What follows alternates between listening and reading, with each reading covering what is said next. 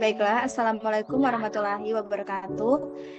Kami dari kelompok 10 akan menjelaskan mengenai jawaban dari ujian tengah semester mata kuliah Sistem Informasi Geografis.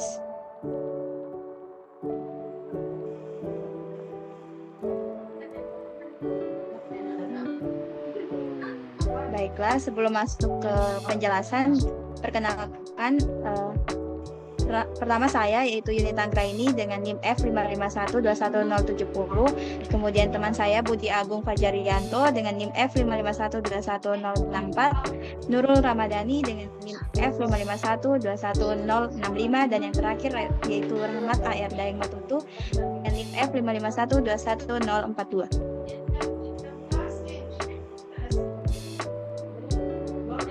Baiklah, saya akan menjelaskan materi yang pertama, yaitu mengenai apa itu GIS.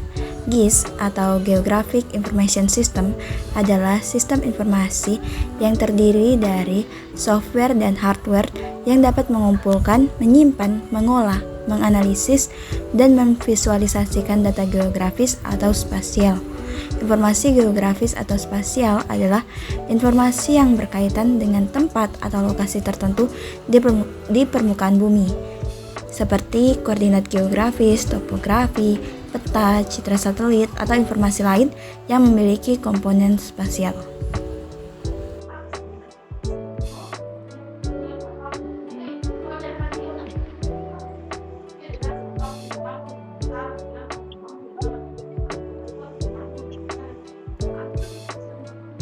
Model data yang ada pada GIS, yaitu raster, vektor, dan real world. Model data vektor yaitu data informasi geografis yang menggambarkan dalam bentuk titik, garis, atau poligon. Titik mewakili suatu lokasi peta, yaitu lokasi kota atau sungai. Garis mewakili pada peta, yaitu jalan atau sungai. Poligon memiliki area tertentu pada peta, yaitu negara atau wilayah.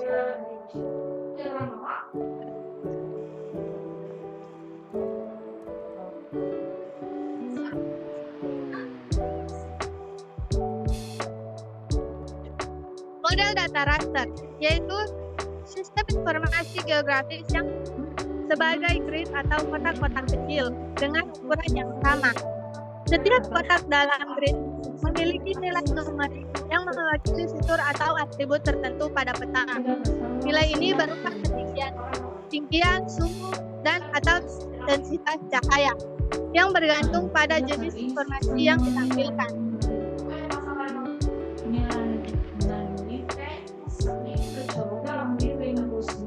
Contoh kasus pada penggunaan GIS yaitu yang pertama, pengolahan sumber daya alam yang digunakan dalam pengelolaan sumber daya alam seperti hutan, tanah, sungai, dan danau untuk mengumpulkan informasi geospasial dan menganalisis kondisi dan perubahan lingkungan.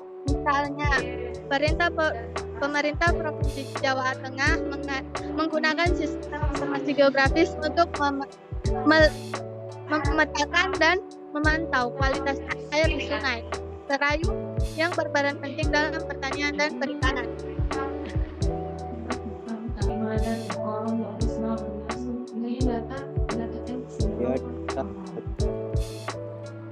Dari saudari Nur. Yang kedua itu ada kota dan bangunan struktur. Digunakan pencarian kota dan pengembangan infrastruktur seperti jalan, jembatan, dan bandara.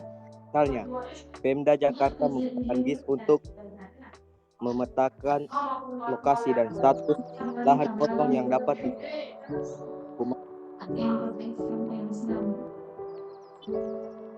Yang ketiga itu ada pemetaan bencana alam. GIS digunakan potensi bencana alam seperti gempa bumi, banjir, dan tanah longsor. Misalnya, BNPB menggunakan GIS untuk memetakan potensi bencana alam agar dapat mengingatkan keputusan kebijakan penanggulangan bencana di Indonesia.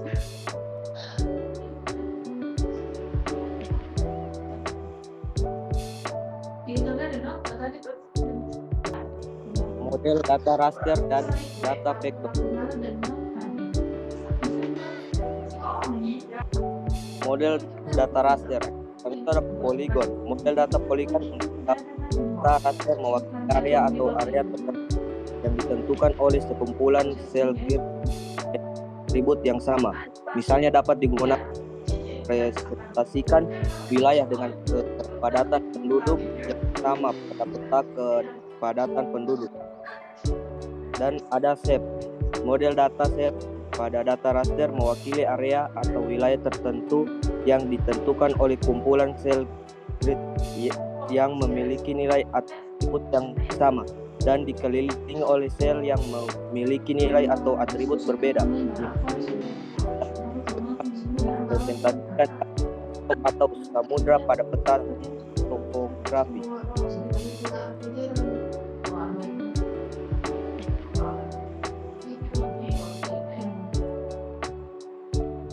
Ya, selanjutnya ada line. Model data line pada data raster mewakili garis atau kurva yang ditentukan oleh kumpulan sel grid yang memiliki nilai atau atribut yang sama. Misalnya dapat digunakan untuk merepresentasikan aliran sungai pada peta topografi.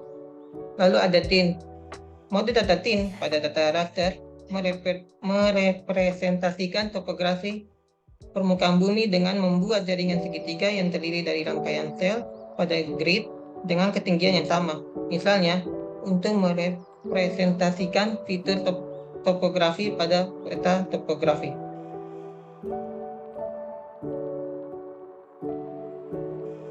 Selanjutnya ada network spaghetti.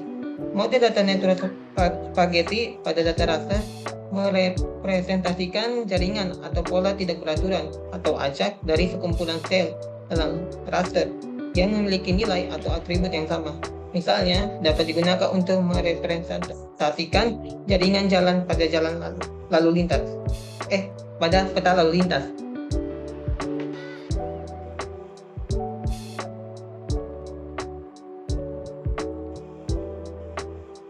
Selanjutnya model data vektor, yaitu poligon. Model data poligon pada data vektor mewakili area atau area tertentu yang dibatasi oleh garis atau rangkaian garis. Misalnya dapat digunakan untuk merepresentasikan batas kabupaten atau kota pada peta administrasi. Lalu ada shape. Model data shape pada data vektor ini mewakili area atau wilayah tertentu yang ditentukan oleh garis yang membentuk bentuk tertentu. Misalnya, dapat digunakan untuk mewakili pulau atau benua di peta dunia.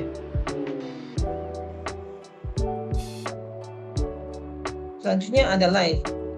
Model data line pada data vektor mewakili garis atau kurva yang menghubungkan dua titik atau lebih. Misalnya, dapat digunakan untuk merepresentasikan jalan raya atau rel kereta api pada peta transportasi. Lalu ada tin. Model data tin pada data vektor merepresentasikan topografi permukaan bumi dengan membangun jaringan segitiga dari titik-titik dengan ketinggian yang sama. Misalnya dapat digunakan untuk merepresentasikan fitur topografi pada peta topografi.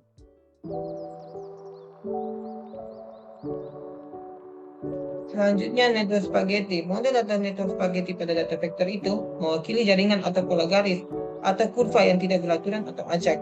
Misalnya dapat digunakan untuk merepresentasikan jalur pipa atau kabel pada peta infrastruktur.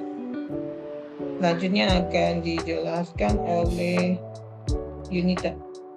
Setelah berikutnya, saya akan menjelaskan mengenai apa itu peta. Peta adalah representasi visual dari suatu area atau wilayah yang ditampilkan dalam bentuk gambar atau grafik yang menunjukkan fitur geografis dan topografi seperti perbatasan, gunung, sungai, jalan, dan bangunan. Peta digunakan untuk menggambarkan informasi geografis dalam berbagai bidang seperti pemetaan, navigasi, geografi, dan perencanaan.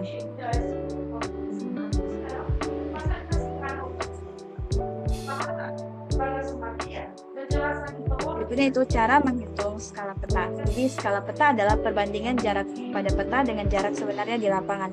Skala peta biasanya dinyatakan sebagai pecahan atau rasio, misalnya 1:10.000, yang artinya setiap satuan pada peta, misal 1 cm, mewakili sejumlah satuan tertentu di lapangan, misalnya 10.000 cm atau 100 meter. Baik, di sini ada gambar untuk rumusnya. Itu untuk mencari skala, caranya itu jarak pada peta dibagi jarak sebenarnya. Kemudian untuk mencari jarak sebenarnya, jarak pada peta dibagi skala peta. Dan untuk mencari jarak pada peta, yaitu skala dikali dengan jarak sebenarnya.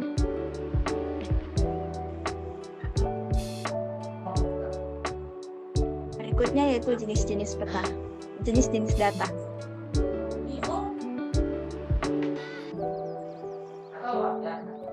Yang pertama ada data kualitatif, adalah data yang didasarkan pada karakteristik yang tidak dapat diukur secara kuantitatif. Contohnya itu informasi kualitatif adalah warna, rasa, bentuk, dan kecepatan. Kemudian data kuantitatif adalah data yang dapat diukur atau dihitung secara numerik. Contoh data kuantitatif adalah ukuran, berat, harga, dan waktu. Kemudian data adalah data yang diambil dan dapat mengambil nilai diskrit atau terbatas pada rentang tertentu. Contohnya itu jumlah orang, jumlah objek, dan nilai indeks. Kemudian data kontinu adalah data yang dapat mengambil nilai dalam rentang kontinu batas. Contohnya itu tinggi, berat, dan suhu. Kemudian data spasial adalah data atau informasi yang berkaitan dengan tempat atau ruang. Contohnya itu peta, citra satelit, dan data geografis. Selanjutnya data tekstual adalah data atau informasi dalam bentuk teks atau kalimat. Contohnya itu dokumen, artikel, dan kemudian data waktu adalah data atau informasi yang berkaitan dengan waktu atau rangkaian. Contoh data waktu adalah log peristiwa, sensor, dan data cuaca.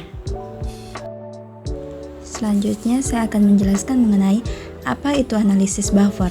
Analisis buffer dalam GIS adalah suatu teknik untuk mengevaluasi dampak dari suatu tempat atau objek dengan membuat area lingkungan atau zona buffer yang berjarak tertentu dari tempat atau objek tersebut. Teknik ini digunakan untuk melihat area yang rusak dari suatu objek atau tempat seperti jalan, stasiun kereta api, atau pabrik. Berikutnya yaitu mengenai langkah-langkah analisis buffer.